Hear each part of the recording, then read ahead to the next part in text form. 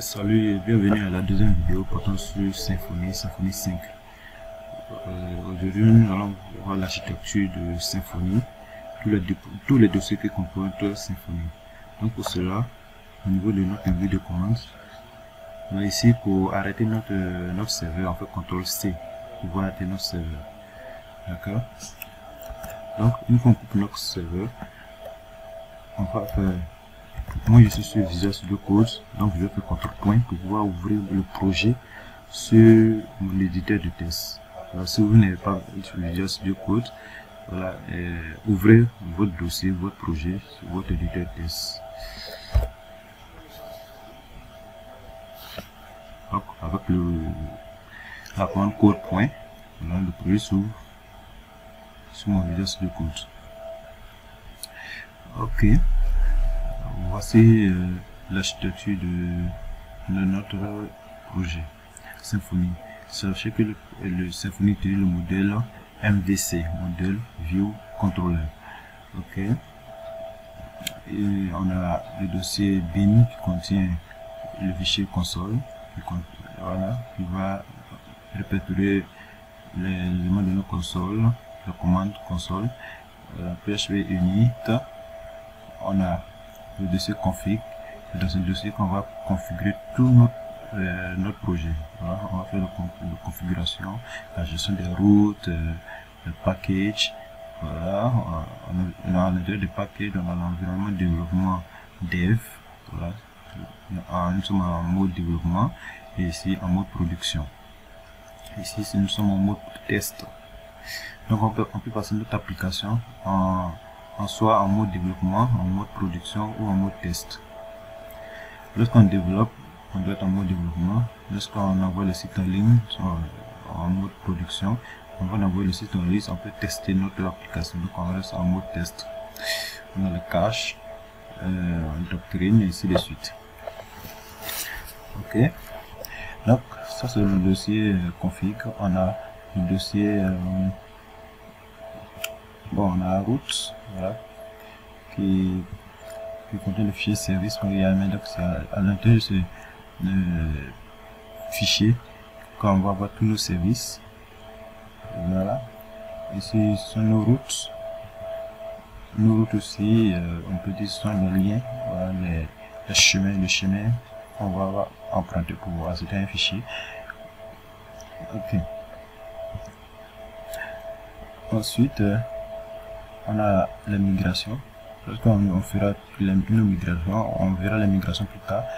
Lorsqu'on fera nos migrations, c'est ici que on a le dossier public qui va contenir tous nos fichiers publics, voilà, les fichiers qui sont accessibles à l'extérieur de notre application.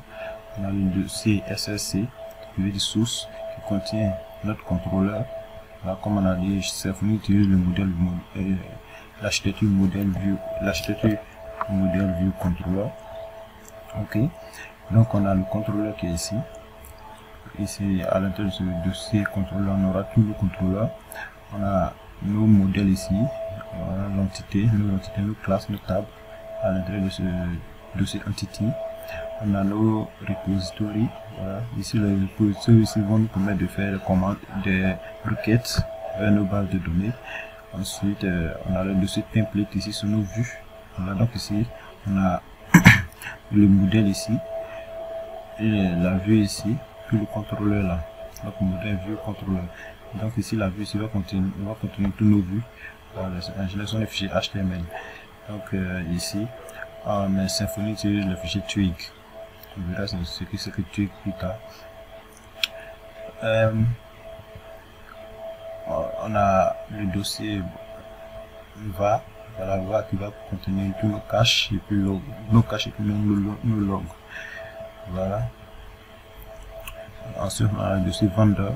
Le dossier vendeur, je vous le dis et je vous le dis, on ne touche pas au dossier vendeur parce que une erreur de manipulation peut entraîner le non-fonctionnement de votre application. Donc le dossier vendor, en général, on ne le touche pas. Tant qu'on ne connaît pas vraiment ce qui contient ce dossier, on ne le touche pas. Voilà, le fichier .env. Ce fichier va nous permettre de passer en mode production ou en mode développement. Voilà, ici nous sommes en mode développement. Si on veut partir en mode production, on va mettre .prod. Voilà, en mode test, on fera ça. Voilà, donc ici cette ligne là nous permet de changer notre mode.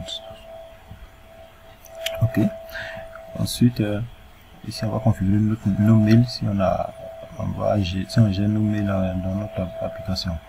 Voilà, ici quand lorsqu'on met dièse derrière, ça veut dire ça un commentaire, ça veut dire là ça ne passe pas. Si on enlève le dièse, ça veut dire l'activer. Aussi ici on va gérer nos bases de données. Ici c'est pour ceux qui vont utiliser le SQLite. Ok, ici c'est pour ceux qui utilisent MySQL et ici PostgreSQL. Voilà. Donc ici c'est un peu l'architecture de la projet Symfony. Donc à la prochaine vidéo pour la création de notre première page.